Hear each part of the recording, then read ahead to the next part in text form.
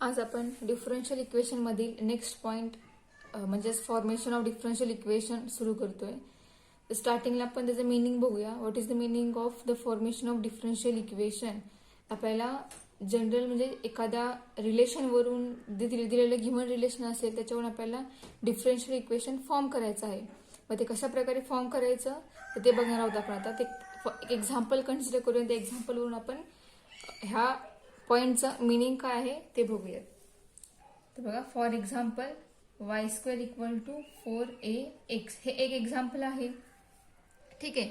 आता आपल्याला ह्या एक्झाम्पलचा यूज करून आपल्याला या एक्झाम्पलचं कन्व्हर्जन डिफरन्शियल इक्वेशन मध्ये करायचं आहे. आता याच्यामध्येच या लाईनमध्ये डिफरन्शियल हा वर्ड आहे. डिफरन्शियल म्हणजे डेरिव्हेटिव्ह, म्हणजे आपल्याला या इक्वेशन डिफरन्शिएट करावं लागणार आहे.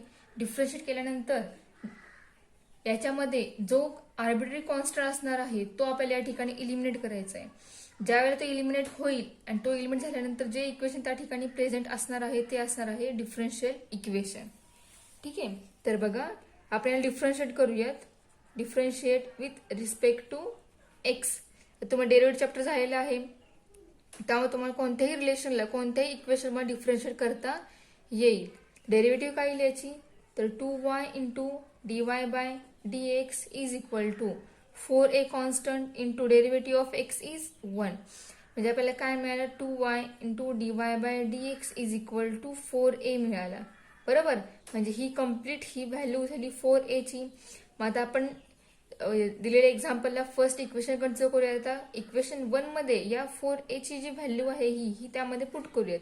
म्हणजेच याच्यामधला a जो आहे तो a इलिमिनेट होईल. आपल्याला काय मिळेल बघा, मग y² इक्वल टू 4a म्हणजेच 2y into dy by dx into इथला x.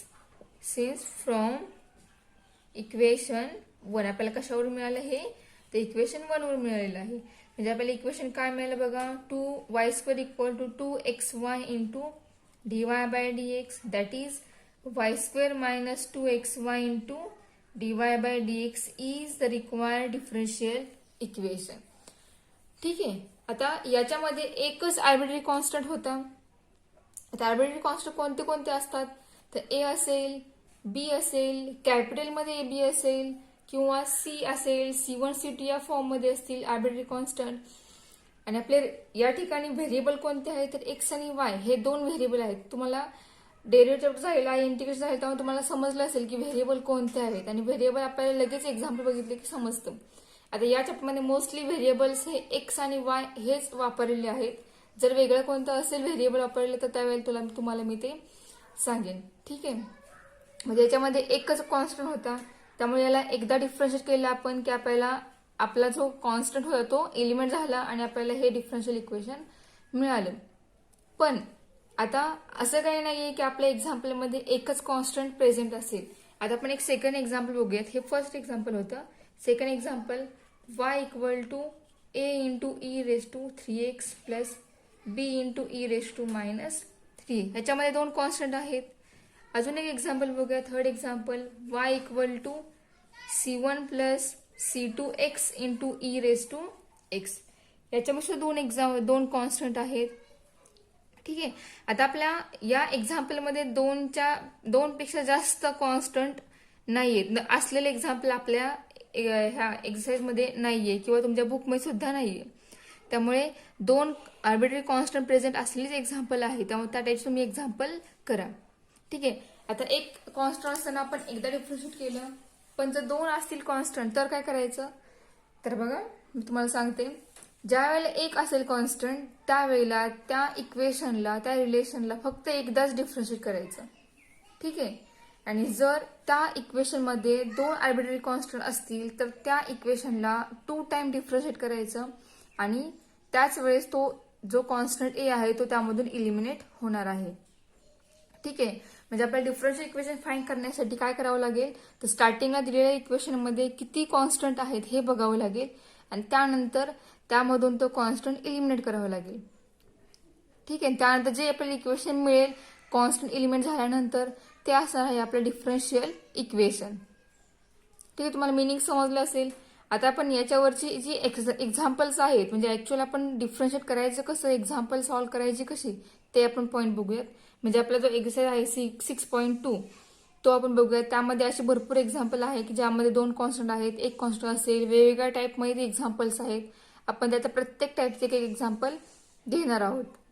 ठीक आहे, तर बघा आपण 6.2 सुरू करूया. 6.2 क्वेश्चन नंबर फर्स्ट आहे, obtain the differential equation by eliminating arbitrary constants C1 and C2. आता यामध्ये C1 C2 असं मेन्शन केलं आहे, पण कॉन्स्टंट आपल्या एक्झाम्पल्समध्ये C1 C2 असतील असं नाहीये. तर या एक्झाम्पलमध्ये आपला कॉन्स्टंट A आणि B आहे. काही एक्झाम्पलमध्ये कॉन्स्टंट C आणि C1 आणि C2 आहे, काही एक्झाम्पलमध्ये कॉन्स्टंट C आहे, तर काही एक्झाम्पल कॉन्स्टंट स्मॉल a आहे. ठीक आहे, ते सगळे आर्बिट्ररी कॉन्स्टंट आहेत. आता आपण या टाईपचे एक्झाम्पल सॉल्व्ह करायचे कसे ते बघूयात. तर बघा, गिव्हन इक्वेशन जे आहे ते आपण स्टार्टिंगला लिहूयात. गिव्हन इक्वेशन काय आहे, तर y equal to a cos of log x plus b sine of log x. This is first equation. ठीक आहे, सो आपल्याला रूल काय माहितीये, जर दिलेल्या एक्झाम्पलमध्ये 2 कॉन्स्टंट असतील तर त्या एक्झाम्पल आपण 2 टाइम डिफरन्शिएट करणार. ठीक आहे, सो याच्यामध्ये a आणि b असे 2 कॉन्स्टंट आहेत. तर आपण याला सुरुवातीला एकदा डिफरन्शिएट करूया, त्यानंतर मग सेकंड टाइम करू differentiate. So differentiate with respect to x. Derivative of y dy by dx is equal to a into derivative of cos is minus sine of log x into derivative of log x is 1 upon x plus b into derivative of sine is cos of log x and derivative of log x is 1 upon x. आता या दोन्ही मधून 1 upon x common निघतोय. ठीक आहे, म्हणजे 1 upon x into bracket आपल्याला काय मिळेल, तर minus a sine of log x plus b cos of log x. ठीक आहे, आता 1 अपॉन एक्स जो आहे तो डिवाइड आहे, तो या साईडला आपण घेऊया, लेफ्ट हँड साईड, तो काय होईल, डीवाय बाय डीएक्स ला मल्टिप्लाय होईल. तर आपल्याला काय मिळेल बघा, x into dy by dx is equal to minus a sine of log x plus B into cos of log x. ठीक आहे, आता आपल्याला याच्यामध्ये एकदा आपण डिफरन्स केलेला आहे, तर आपण याला पुन्हा डिफरन्स करूया आणि त्यानंतर बघूया आपण की आपण त्यातला कॉन्स्टंट जो आहे तो कशा प्रकारे एलिमिनेट करू शकतो ते. So again differentiate with respect to x. Derivative of x into dy by d. त्यामध्ये बघा यू इंटू व्ही असे 2 फंक्शन, दोघांमध्ये आपल्याला मल्टिप्लिकेशन रूल आहे. म्हणजे आपल्याला या ठिकाणी you into V product rule जो डेरिव्हेटिव्हचा आहे तो वापरावा लागेल. The product rule of derivative is first constant, derivative of second is d2y by dx square plus second function constant, second means dy by dx constant and derivative of x is 1 is equal to minus a into derivative of sine is cos of log x and derivative of log x is 1 upon x plus b into derivative of cos is minus sine of log x and derivative of log x is 1 upon x. ठीक आहे, so आता हा जो 1 upon x आहे हा पूर्ण याच्यामधून common निघेल. म्हणजे आपल्याला काय मिळेल बघा, x into d2y by dx square plus dy by dx is equal to 1 upon x into bracket. त्यामधून मायनस साईन सुद्धा कॉमन निघतंय, सो आपण मायनस 1 upon x कॉमन काढूया. म्हणजे आपल्याला मिळेल a cos of log x plus b sine of log x. ठीक आहे, यामध्ये कॉन्स्टंट दिसत आहेत. एलिमेंट कसं करायचं, तर आपल्याला हे मिळाले इक्वेशन पूर्णपणे आपण 2 वेळा डिफरन्स केला, आपल्याला ही स्टेप मिळालेली आहे. आता या स्टेपमध्ये जी टर्म आलेली आहे ज्यामध्ये ए आणि बी आहे ती टर्म आणि आपलं गिव्हन एक्झाम्पल ते कम्पेअर करायचं. आता हे आणि हे बघा, ज्याला आपण इक्वेशन 1 कन्सिडर केलेलं आहे ते इक्वेशन आणि हे इक्वेशन कन्सिडर करा, कम्पेअर करा.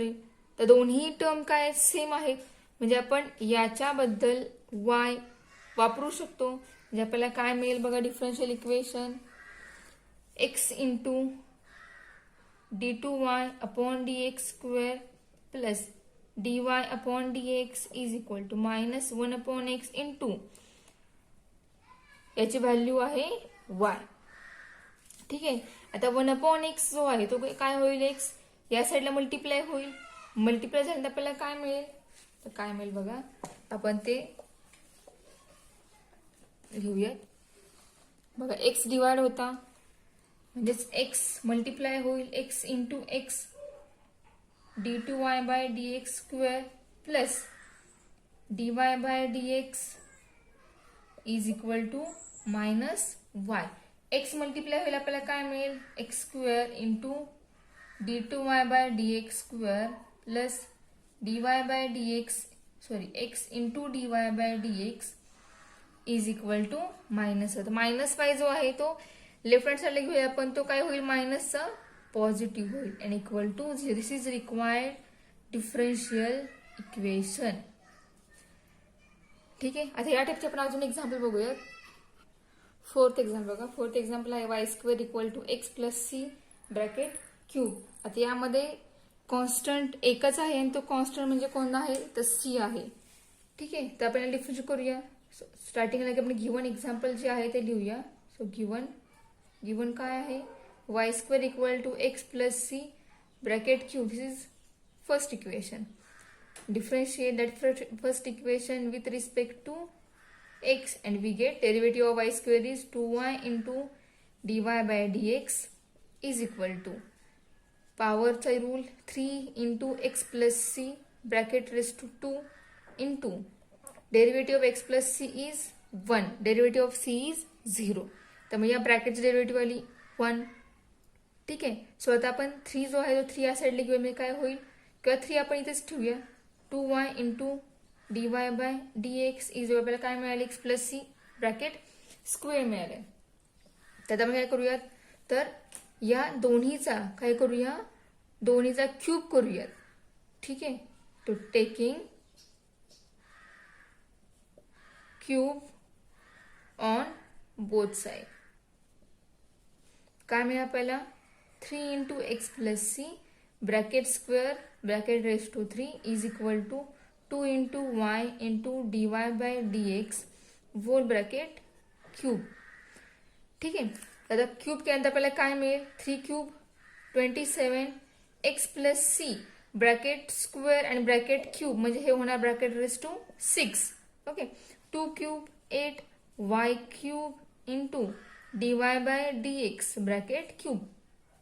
ह्या सगळ्या त्या एकमेकांना मल्टिप्लाय आहेत, त्यामुळे ते सगळ्या सेपरेट सेपरेट क्यूब झालेलं आहे. ठीक आहे. जर मिडल साईन प्लस मायनस असतं याच्यामध्ये तर ते त्या साईन असल्यानंतर आपल्याला या ठिकाणी प्रत्येकाचं क्यूब करता आला नसतं. तर बघा या ठिकाणी तर 27 एक्स प्लस सी ब्रॅकेट 6 म्हणजे आपण ते अरेंज करूया. आपल्याला कॉन्स्टंट कॅन्सल करायचं आहे आणि इक्वेशन 1 यूज करायचं आहे. यूज करायचं आपल्याला काय करावं लागेल, तर या ठिकाणी X plus C bracket cube आणावं लागेल. तर X plus C bracket cube केल्यानंतर होल ब्रॅकेट रेस टू किती शिल्लक राहतील, तर 2 शिल्लक राहतील. Is equal to 8 into Y cube into D Y by D x bracket raise to 3. ठीक आहे. X plus C bracket cube म्हणजेच वाय स्क्वेअर आहे. सो आपण एक्स प्लस सी ब्रॅकेट क्यूबची व्हॅल्यू पुट करूया. 27 into bracket Y square whole ब्रॅकेटचा square equal to 8 Y cube into D Y by D x bracket cube. ठीक आहे. तर Y square bracket square ते 2 एकमेकांना मल्टिप्लाय होतील, आपल्याला मिळेल 27 वाय रेस टू 4. आणि हा जो वाय क्यूब आहे हा मल्टिप्लाय आहे, तर फक्त वाय क्यूब इकडे आणूया, काय होईल, तो डिवाइड होईल. Y cube is equal to 8 into D Y by D x bracket cube. आपण एकच टर्म घेतलेली या साईडला लेफ्ट हँड साईड, त्यामुळे ती टर्म डिवाइड झाली. जर पूर्ण टर्म घेतली असती तर ती टर्म मायनस झाली असती. ठीक आहे. तर वाय रेस टू 4 मधून वाय क्यूब कॅन्सल होईल आणि आपल्याला मिळेल 27 y is equal to 8 into D Y by D x bracket cube.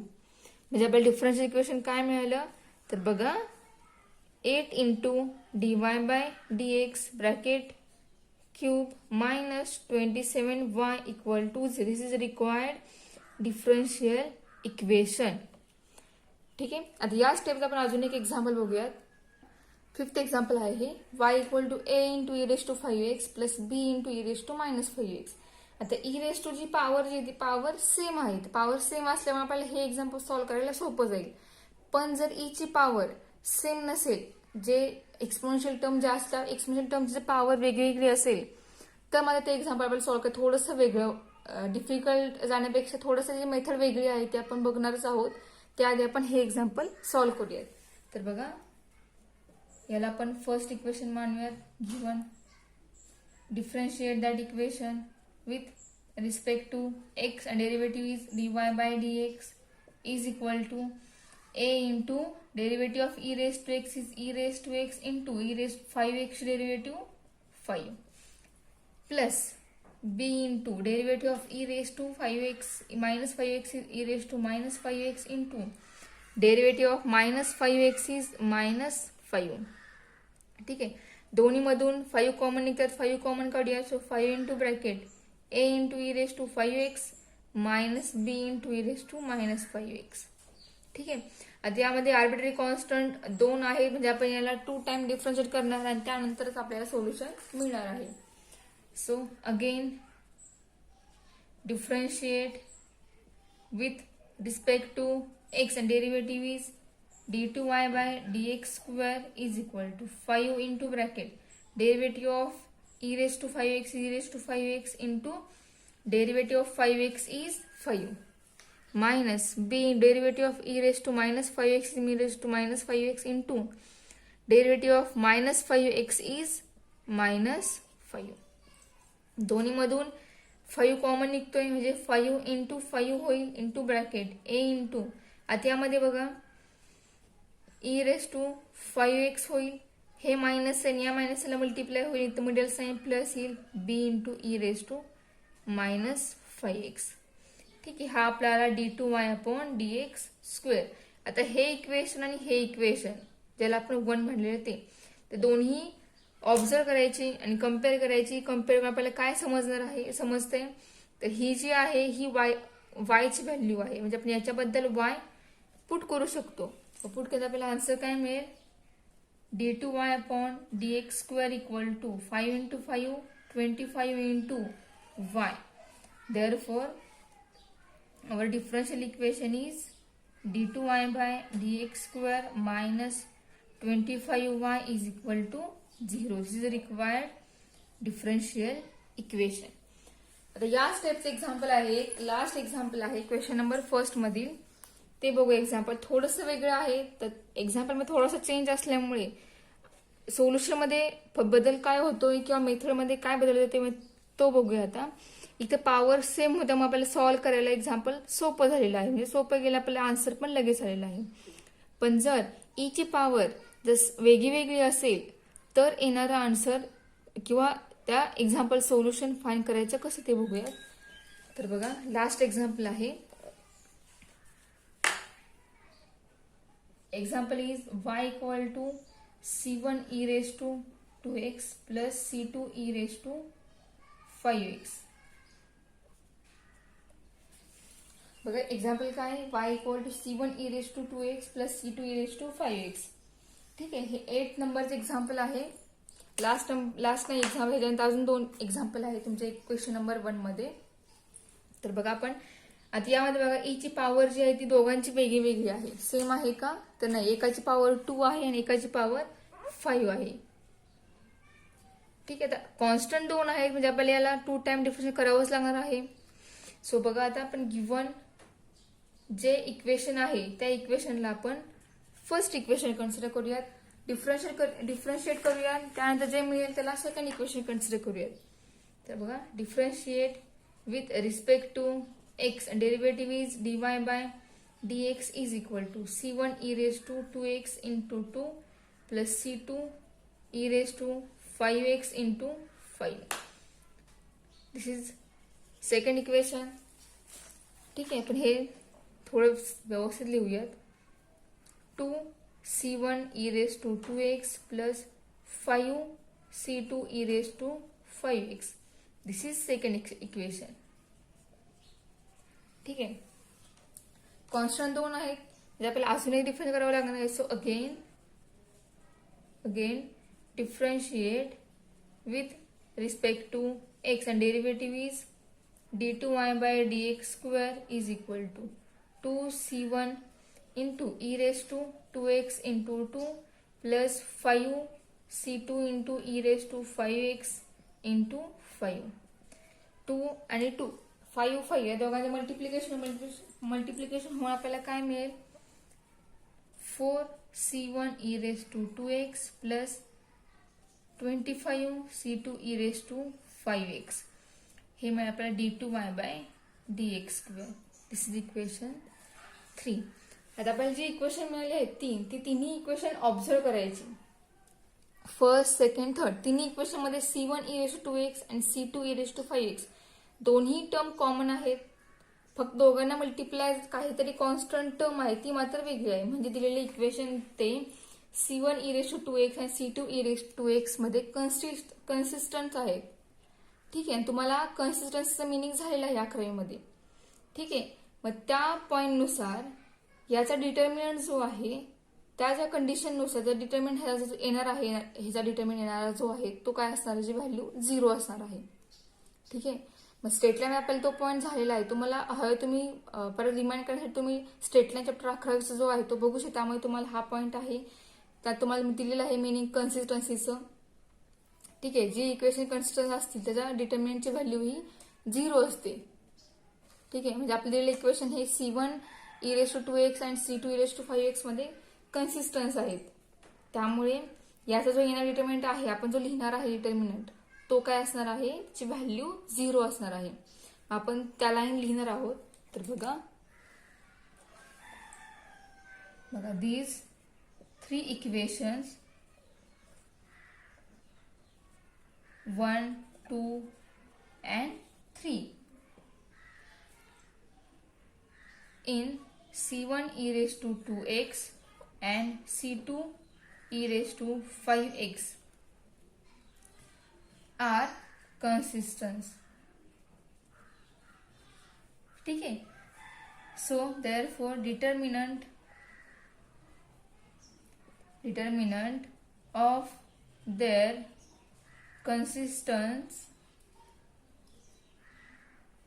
consistency condition is 0. बरोबर. ठीक आहे. ही कन्सिस्टन्सी कंडिशन्स आहे की जर दिलेली इक्वेशन कन्सिस्टन्स असतील तर त्याचा डिटर्मिनंट हा 0 असतो. मग त्या रूल्स आपण जर डिटर्मिनंट लिहितोय लिहिल्यानंतर त्याची व्हॅल्यू आपण 0 कन्सिडर करणार आहोत. ठीक आहे. माझं डिटर्मिनंट कसा असेल तर बघा. ठीक आहे. मी या ठिकाणी लिहिते. मी तुम्हाला लगेच इक्वेशन आणि डिटर्मिनंट दोन्ही समोरासमोर दिसेल. ठीक आहे. First equation y c1 e raised to x plus c2 e raised to 5 म्हणजे फर्स्ट इक्वेशन यामध्ये आपण कसं म्हणजे लिहिणार तर फर्स्ट टर्म y आहे, सेकंड टर्म 1, थर्ड टर्म 1 त्यातली. Second equation first term dy by dx then constant ज्याला c1 e raised to 2x ला मल्टिप्लाय असणारी टर्म फक्त लिहायची 2 आणि c2 e raised to 5x ला मल्टिप्लाय टर्म 5. ठीक आहे. थर्ड इक्वेशन थर्ड मध्ये d2y बाय dx स्क्वेअर आणि इक्वेशन मधील कम्पेअर करून टर्म कोणती राहणार इथं 4 आणि 25 इक्वल टू 0. हा आपला डिटर्मिनंटची व्हॅल्यू 0 आहे.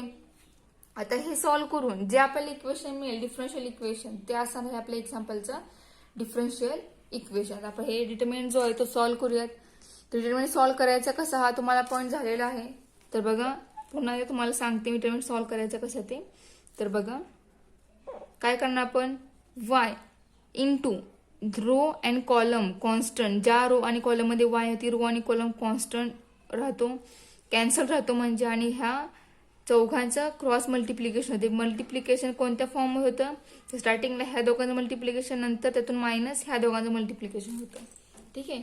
सो 25 इंटू 2 आपल्याला मिळणार 50 मायनस 4 इंटू 5 20. ठीक आहे.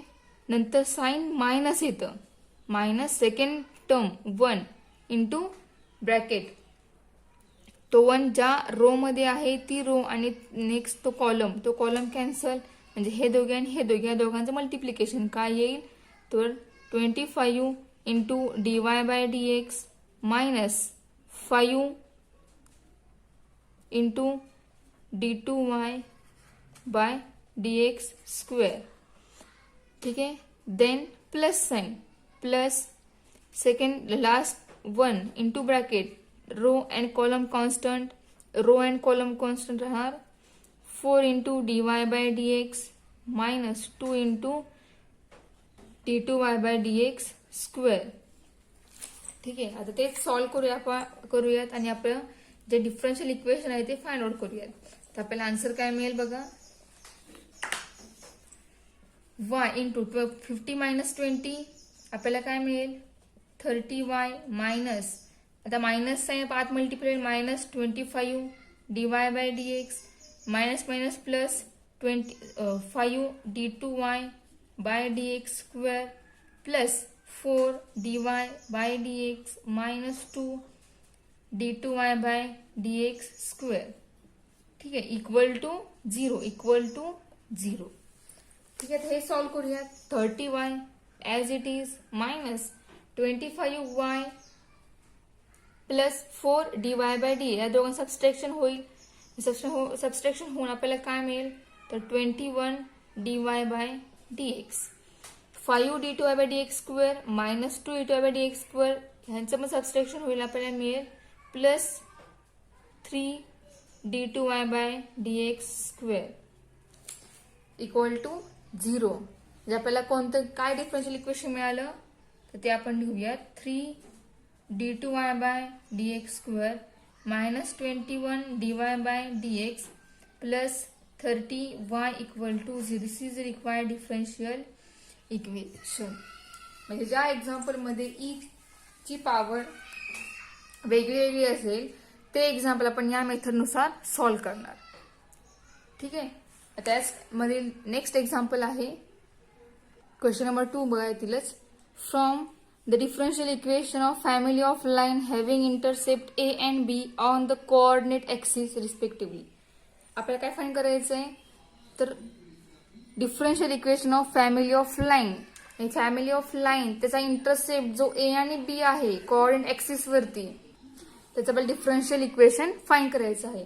तर बघा आपल्याला इक्वेशन फाइंड करावं लागेल. तुम्हाला दिलेल्या ज्या माहितीवरून तुम्हाला समजलं पाहिजे की आपल्याला जे दिलेले इक्वेशन आहे ते कशा फॉर्ममध्ये असणार. आपल्याला फाइंड करायचे काय तर फॅमिली ऑफ लाईन फाइंड करायची आहे. त्याचा इंटरसेप्ट जो आहे तो ए आणि बी आहे. कोऑर्डिनेट म्हणजे काय एक्स आणि वाय बोथ एक्सिस. ठीक आहे. तर बघा आपण तेच इक्वेशन लिहूयात.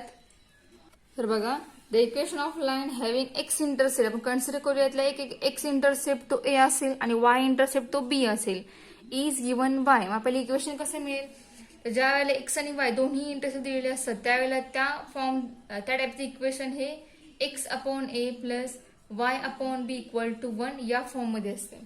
ठीक आहे. हे आपल्याला झालेलं आहे स्ट्रेट लाईन. तुम्ही स्ट्रेट लाईन चॅप्टर पुन्हा एकदा रिमाइंड करू शकता. त्यामध्ये एक्स इंटरसेप्ट वाय इंटरसेप्ट असणारे इक्वेशन त्या ठिकाणी दिलेलं आहे.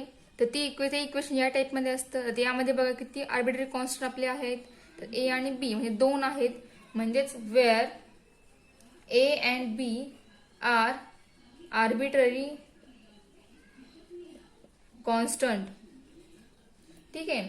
सो डिफरन्शिएट इक्वेशन 1 याला आपण 1 इक्वेशन कन्सिडर करूयात. Equation 1 with respect to x and derivative आपल्याला काय मिळेल तर बघा 1 upon a derivative of x is 1. आपण with respect to x difference derivative find करतो. डेरिव्हेटिव्ह एक्स ही 1 होईल plus 1 upon b derivative of y is dy by dx equal to derivative of constant 1 is 0. आपण एकदा केलं differentiate. ठीक आहे. आपल्याला काय मिळालं तर 1 upon a plus 1 upon b into dy by dx equal to 0.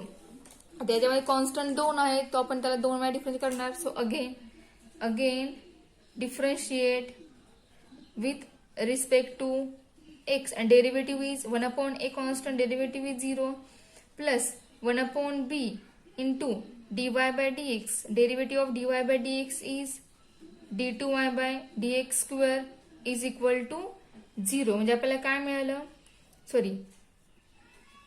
बरोबर आहे 1 upon b into dy by dx d2y by dx square equal to 0 मिळालं आहे. ठीक आहे. आता त्याला मल्टिप्लाय जो 1 अपॉन बी आहे तो आपण या साईडला घेऊ. राईट हँड साईडला काय होईल तो 0 ला मल्टिप्लाय होईल म्हणजेच d2y by dx square equal to 0 into B म्हणजे आपल्याला मिळेल 0. म्हणजे आपल्याला डिफरन्शियल इक्वेशन काय मिळेल, d2y/dx square equal to 0. This is required differential equation. ठीक आहे, हेच आपलं सोल्युशन आहे. ठीक आहे, तुम्हाला एक्झाम्पल समजलं असेल. आपण याच टाईपचे एक्झाम्पल्स जे आहेत ते आपण नेक्स्ट लेक्चरला बघूयात.